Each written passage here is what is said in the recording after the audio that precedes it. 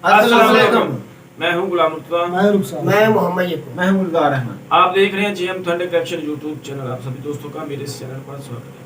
अगर आप देखना चाहते हैं थंडर कनेक्शन वीडियोस, मेरे इस चैनल को सब्सक्राइब करें। उम्मीद करता हूं कि तमाम दोस्त खैर ऑफिस होंगे। दुआ है कि आप हमेशा खुश रहें, जीवन से मुस्कुराते रहें। आज भाई हम जिस वीडियो पर रिएक्शन दे रहे हैं, वीडियो का टाइटल है 2022 dream projects of PM Modi for Indian mega projects economy infrastructure. तो ये आज की हमारी वीडियो का टाइटल। चलिए सबसे पहले वीडियो देखते हैं, फिर देते हैं अपना रिएक्शन। हेलो दोस्तों, स्वागत है आपका एक नई वीडियो में। तो आज की इस वीडियो में हम बात करेंगे हमारे प्रधानमंत्री नरेंद्र मोदी जी के कुछ ड्रीम प्रोजेक्ट्स के बारे में। भारत के अंदर कई सारे प्रोजेक्ट्स पर इस वक्त काम चल रहा है। कई सारी स्कीम्स प्रधानमंत्री मोदी द्वारा ही लॉन्च की गई हैं, लेकिन आज की इस वीडियो में कुछ ऐसे प्रोजेक्ट्स के बारे में जानेंगे जिनको भारत में लाना प्रधानमंत्री मोदी का ड्रीम रहा था, और जानेंगे कि कितना काम हो रहा है उन प्रोजेक्ट्स में। हेलो दोस्तों, मेरा नाम है दीपक, आप देख रहे हैं इट्स इनक्रेडिबल फॉर यू। तो आइए शुरू करते हैं।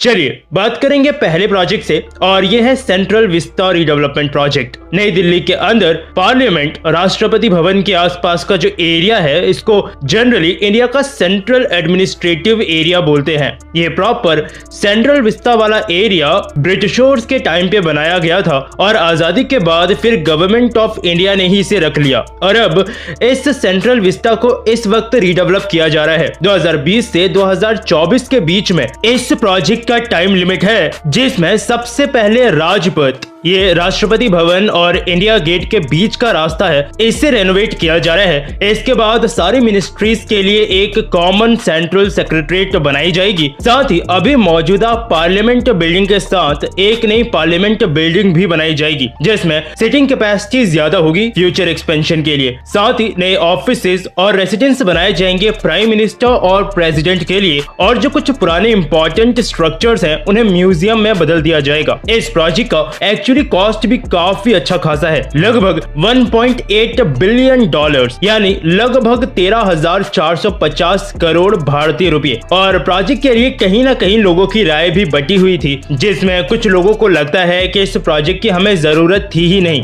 क्योंकि राजपथ अभी भी अच्छा है। प्राइम मिनिस्टर, प्रेसिडेंट ऑफिसेज और रेसिडेंस, हमारी पार्लियामेंट, सब कुछ सही है। जबकि कुछ लोगों को लगता है कि नहीं, ब्रिटिश एरा के टाइम से ये चीजें हैं और अब इनमें इंप्रूवमेंट की जरूरत थी। खैर, Rashtrapati Bhavan, India Gate, war memorial, Rail Bhavan, Vayu भवन, ये कुछ ऐसी इंपॉर्टेंट जगह हैं जिनको इस प्रोजेक्ट का पार्ट नहीं बनाया गया है, यानी ये सब अपने ओरिजिनल फॉर्म में ही रहेंगे प्रोजेक्ट के खत्म होने के बाद भी। और अभी 2 साल और है प्रोजेक्ट को कंप्लीट होने में। देखते हैं तब तक कितना कंप्लीट ये प्रोजेक्ट हो पाता है। चलिए अगले प्रोजेक्ट की बात करते हैं। वैसे मैं इसे प्रोजेक्ट नहीं बोलूंगा, बल्कि एक इनिशिएटिव बोलूंगा, जो कि प्रधानमंत्री मोदी ने लिया था, और काफी अच्छा रिजल्ट इंडिया को इस चीज का देखने को मिला है, और ये है स्टार्टअप इंडिया। 2014 में भारत के पीएम मोदी जी बने थे, और उसके अगले साल स्वतंत्रता दिवस पे प्रधानमंत्री मोदी ने इस कैंपेन को लॉन्च किया था, जिसमें मोदी जी ये चीज बार बार बोलते हैं कि देश का युवा नौकरी यानी जॉब मांगने वाला नहीं, बल्कि जॉब देने वाला बने। इंडिया में एक स्टार्टअप उसे कह सकते हैं जिसका पहले तो इंडिया में ही हेडक्वार्टर हो, उससे शुरू हुए अभी 10 साल पूरे ना हुए हों, और 1 साल में उसका 100 करोड़ रुपयों से कम का ही टर्नओवर हो। इस स्कीम के तहत गवर्नमेंट ने लगभग 20,000 करोड़ रुपए 2020 में इसके लिए एलोकेट किए थे। मुद्रा बैंक स्कीम, जिसे प्रधानमंत्री मुद्रा योजना भी बोलते हैं, ये इनिशिएटिव भी शुरू किया गया था, जिसके थ्रू माइक्रो फाइनेंस और लो इंटरेस्ट रेट लोन्स एंटरप्रेन्योर्स को प्रोवाइड किए जा सकते थे। साथ ही अब 16 जनवरी को नेशनल स्टार्टअप डे भी सेलिब्रेट किया जाता है इंडिया के अंदर, और शायद इसका ही रिजल्ट है कि इंडिया से इस वक्त दे दनादन यूनिकॉर्न्स निकल रहे हैं। यूनिकॉर्न ऐसे स्टार्टअप्स होते हैं जिनका वैल्यूएशन 1 बिलियन डॉलर्स को क्रॉस कर जाता है, यानी आप समझ जाओ कि वो अच्छे लेवल पे पहुंच चुके हैं। और डिजिटल इंडिया ने भी इसको काफी पुश किया है। जब से लोगों के हाथ में सस्ते दरों पे इंटरनेट आया है, इंडिया में इससे काफी तेजी से इंप्रूवमेंट दिखा है। स्टार्टअप इंडिया का ही नतीजा है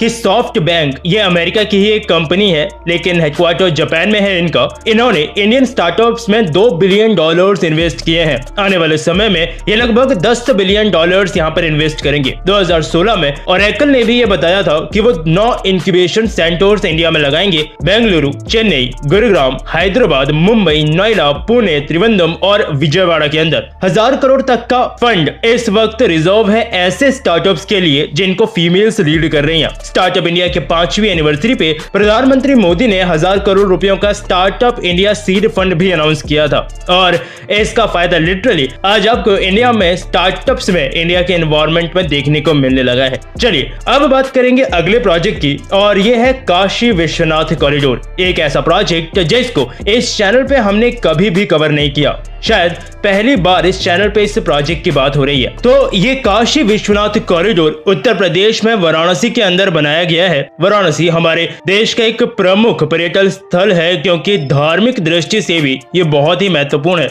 और हजारों मंदिरों के बीच वहाँ महादेव का काशी विश्वनाथ टेम्पल भी पिछले हजारों सालों से लोकेटेड है। और अगर आप वाराणसी तक जाओगे तो भगवान शिव के काशी विश्वनाथ मंदिर तक जाना कोई नहीं भूलता, इसलिए वहाँ टाइम के साथ श्रद्धालुओं की गिनती बढ़ती जा रही थी और श्रद्धालुओं को दर्शन में होने वाली समस्याओं को दूर करने और बेसिक जो नीड्स और सुविधाएं होती हैं उनको बढ़ाने के लिए गंगा नदी के किनारे से सीधे काशी विश्वनाथ टेम्पल तक एक डायरेक्ट पाथवे यानी कॉरिडोर को बनाने का सोचा गया था और यही था काशी विश्वनाथ कॉरिडोर प्रोजेक्ट। 8 मार्च 2019 को इसकी आधारशिला रखी गई थी और पिछले साल दिसंबर में प्रधानमंत्री मोदी द्वारा फाइनली इस कॉरिडोर को इनॉग्रेट कर दिया गया। ये पूरे रीडेवलपमेंट प्रोजेक्ट में कई सारे घर, लोगों की जमीनें बीच में आई थी, जैसे या तो सरकार द्वारा अधिग्रहण किया गया या फिर कई लोगों ने खुद की इच्छा से भी सरकार को अपनी जमीनें दे दी थी। इस कॉरिडोर के पूरा होने के बाद अब गंगा नदी और काशी विश्वनाथ टेम्पल के बीच में कॉरिडोर के थ्रू एक डायरेक्ट कनेक्शन बन गया है। इसके अलावा 40 और टेम्पल थे जिनको इसके साथ साथ थोड़ा बहुत रेनोवेट किया गया। फूड कोर्ट, यात्री सुविधा केंद्र, वैदिक केंद्र, सिटी म्यूजियम, इन जैसे 23 अलग अलग भवनों का निर्माण प्रोजेक्ट में किया गया है जो कि आने वाले श्रद्धालुओं को बेहतर फैसिलिटीज देंगे। अब इस मंदिर का टोटल एरिया भी काफी बढ़ गया है और आराम से 40,000 लोग प्रतिदिन इस मंदिर परिसर में जा सकते हैं और सावन के महीने में खासकर महादेव के मंदिर में संख्या बहुत बढ़ जाती है। और अब इस पूरे प्रोजेक्ट के कंप्लीट होने के बाद इतनी तो श्योरिटी है कि अगर आप अब सावन के महीने में ही नहीं बल्कि कभी भी काशी विश्वनाथ टेम्पल पे जाएंगे आपको एक बहुत बड़ा और अच्छा चेंज वहां पर देखने को मिलने वाला है। चलिए इस ड्रीम के बाद हम लोग अगले ड्रीम प्रोजेक्ट की तरफ चलेंगे और ये ड्रीम प्रोजेक्ट प्रधानमंत्री मोदी ने तब देखा था जब वो प्रधानमंत्री थे ही नहीं, गुजरात के चीफ मिनिस्टर थे। लेकिन आज अब ये एक नेशनल प्रोजेक्ट की तरह देखा जा रहा है क्योंकि फेमस ही इतना कर दिया है लोगों ने इसे। ये है ढोलेरा स्मार्ट सिटी। बहुत से लोग बोलते हैं ना कि प्रधानमंत्री मोदी सिर्फ गुजरात को ही डेवलप कर रहे हैं, तो ये प्रोजेक्ट शुरू ही तब हो गए थे जब वो चीफ मिनिस्टर थे और तब वो सिर्फ गुजरात पे ही कंसंट्रेट कर सकते थे। गुजरात SIR या ढोलेरा स्पेशल इन्वेस्टमेंट रीजन जो ये है, ये दिल्ली मुंबई इंडस्ट्रियल कॉरिडोर में ही बनाया जा रहा है। ये एक तरह से एक स्मार्ट सिटी ही है जो कि काफी बड़ी है। 920 square kilometre Dholera smart city का एरिया है जिसमें इंडस्ट्रियल और रेसिडेंशियल प्रॉपर्टीज अलग अलग तरह से बनाई जा रही है। नाउ ढोलेरा एक काफी हाईटेक का फ्यूचर स्मार्ट सिटी के रूप में डेवलप होनी है, लेकिन अगर उसको एक फ्यूचर स्मार्ट सिटी के रूप में डेवलप करना है तो इसमें इन्वेस्टमेंट और टाइम भी उतना ही चाहिए है। आपको वैसे कई लोग मिलेंगे ढोलेरा को क्रिटिसाइज करने वाले कि ढोलेरा कोई फ्यूचर स्मार्ट सिटी बन के नहीं निकल सकती, और ये चीज इसलिए बोली जाती है क्योंकि जब से ढोलेरा लॉन्च हुई है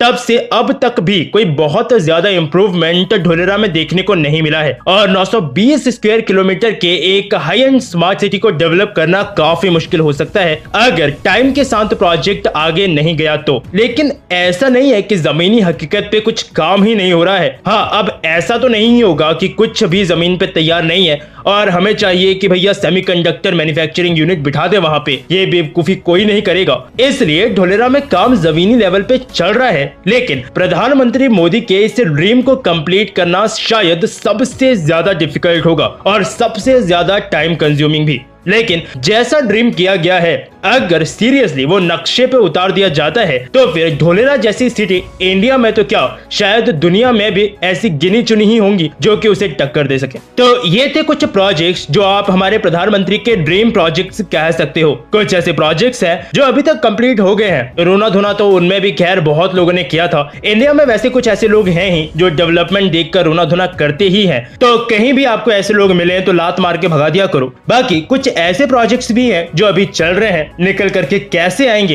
ये तो भविष्य ही बताएगा। बाकी आपको वीडियो पसंद आई हो तो लाइक और शेयर जरूर करना। फिर मिलूंगा आपसे एक और नए इंटरेस्टिंग टॉपिक की एक नई वीडियो के साथ। तब तक के लिए अलविदा।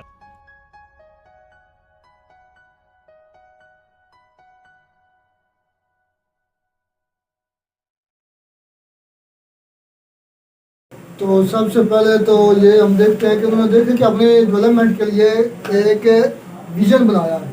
सबसे पहले उन्होंने सिटीज ये मैं जो लास्ट वाली सिटी ना मुझे वजीरा के बारे में आपने तो काफी मतलब वीडियो की हुई है सर। ये वजीर आला जो उस वक्त वजीर आला पंजाब के गुजरात के उस वक्त मोदी सर ने ये किया था। उन्होंने भाई मोदी साहब ने ये उधर से स्टार्ट उस वक्त किया तो उनके दिमाग 2010 की मेरे ख्याल में बता रहा हूं जी। तो अब देख ले अभी तक भी वो मुकम्मल नहीं हुआ।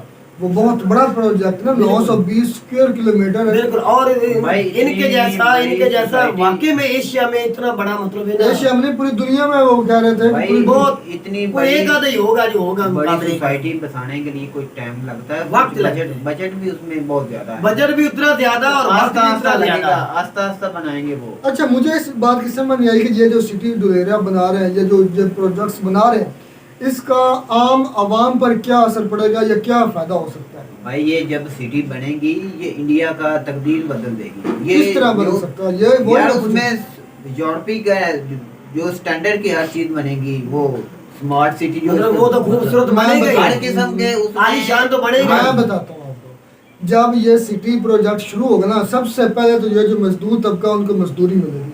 कितने इंजीनियर्स हैं उनको उधर जॉब मिलेगी क्योंकि डेवलपमेंट हो रही है। और दूसरी जो फॉरेन कंपनीज है ना, मेरी बात सुन लेना, जो फॉरेन कंपनीज है वो इन्वेस्ट करेंगी। जब इन्वेस्ट होगा ना तो जो इंडिया की आम आवाम है, जो मजदूर तबका उनको भी मिलेगी जॉब।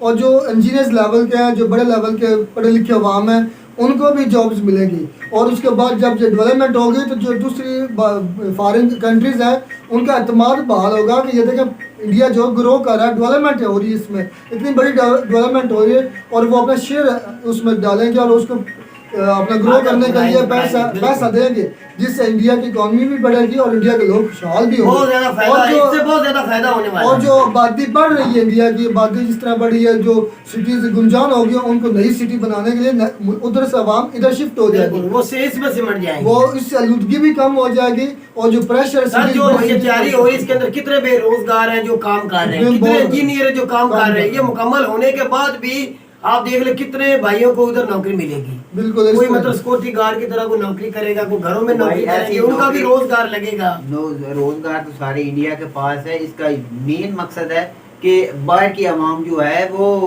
खूबसूरती देख कर आती है और टॉप क्लास जो कंपनी है ना उधर वो अपना दफातर खोलेंगे। बिल्कुल गुलजार भाई, ये बिल्कुल आपकी बात सही। वो खूबसूरती का अगर करें, खूबसूरती वैसे भी हिंदुस्तान के अंदर बहुत ज्यादा जो विजन है ना, मोदी का जो विजन है, जो उसने सोचा है, वो मेरे ख्याल में वो डिजिटल एक किस्म का डिजिटलाइज शहर बनाना चाह रहा है। किस तरह वो बता रहे थे ना रुखसार भाई, वो कितने प्रोजेक्ट अभी भी चले हुए हैं जो ना मुकम्मल है, स्टार्ट है लेकिन अभी मुकम्मल नहीं हुए, जो बहुत बड़े लेवल पे किए जा रहे हैं। जो दुबई को बना दिया है ना, वो छोटा सा शहर है, ये बहुत बड़ा है, इतना खूबसूरत है। आप देख रहे हैं, हर कोई चाहता है कि हम दुबई जाएं, उधर का जो उनकी बिल्डिंग है वो देखें, वर्ल्ड की ख्वाहिश है कि हम जाकर दुबई। वो ही सेम रुखसार भाई हिंदुस्तान के अंदर बन चुका है और आने वाले कुछ अरसे में आप देख लेना टूरिस्ट अभी भी टूरिस्ट जो है ना दुनिया में, हमारे एशिया के अंदर और भी दूसरी कंट्री में भी काफी आते हैं, लेकिन हिंदुस्तान में बहुत ज्यादा ग्रो करते जा रहे हैं। बिल्कुल ये हकीकत है। पाकिस्तान में भी आते हैं, अभी भी आते हैं। इमरान खान की हुकूमत में आए हैं, बहुत तेजी से आने लगे, फिर आगे से एक कोरोना की लहर शुरू हो गई। इससे पहले मेरा भाई पाकिस्तान में बहुत कम होता था, क्योंकि कोई दहशत गर्दी पे ज्यादा जो काम इमरान खान की हुकूमत में कभी बम ब्लास्ट या कोई ऐसा हादसा ओवरऑल कोई जो नहीं। सबसे ज्यादा काम हुए ना वो मोदी साहब ने किए हैं प्रोजेक्ट। उन्होंने बताए हैं कि सबसे ज्यादा जो प्रोजेक्ट बनाए ना वो मोदी साहब भाई उसके प्लान इतने वो बड़े बड़े। सिंसियर आदमी है, वो अपनी आवाम के साथ अपने मुल्क के साथ मुखलिस है। बिल्कुल। ये जब इंसान मुखलिस होता है हमें तब ना इसको रुखसार भाई, होता है। हमें बोला जाता बताया जाता था मोदी एक डाकू चोर था, ये चाय बेचता था, ये मुसलमानों को ना मुंह पे निकाब चाड़ के पर्दा रख के ये मारता था, पढ़ाई भी करता था, ये मुसलमानों को दिन दिहाड़े कत्ल कर देते थे, ये थे। यकीन माने इस तरह सुना हुआ था। जब हम इधर चैनल, हम पेंडू रिएक्शन चैनल हमारा था ना, हम मन बना कर बैठे थे। आप यकीन माने भाइयों से हमें पता चला हिंदुस्तान से, कुछ हमने वीडियो देखी, कुछ हकीकत देखी, तब जाके पता चला ये बंदा किस तरह का था, इसके ऊपर किस तरह का रोग लगाए गए, और उस बंदे ने आके पाइंडे हिंदुस्तान की एक तकदीर ही बदल के रख दी। अब ये देखने आज देख ले दुनिया में हिंदुस्तानी फख्र से नाम मोदी का लेते हैं। अब ये देखें, फर्क कर ले कि सैमसंग ही है, हमने पिछली वीडियो की थी, हाँ। सैमसंग को वो अपनी कंपनी खोलना चाहते हैं। अगर फर्क आया, हम अपनी मिसाल ले लेते हैं, हम पाकिस्तान की मिसाल लेते हैं, किससे बिशार के उधर का माहौल ही नहीं होगा, उधर तो क्या आएंगे नहीं भाई, उधर इन्वायरमेंट नहीं होगा, तो वो आएंगी नहीं। सबसे पहले सिक्योरिटी इश्यूज होता है, उसके बाद उधर बिजली होगी, लोड शेडिंग। भाई डैम भी नहीं बने, बिजली कैसे? सबसे बड़ा फायदा ये भी होगा, 50 साल में पहली दफा ये 5 बड़े डैम पहले जो इम्पोर्टेंट बात होती है वो इलेक्ट्रिक होती है। बिजली जिस मुल्क के पास होती है उसके पास ही कंपनी अब होती है। नहीं, सबसे हमारे पहले इधर सिक्योरिटी होती है, सिक्योरिटी तो सिक्योरिटी भी चाहिए, बिजली भी चाहिए, पानी भी चाहिए, हर चीज की जरूरत है।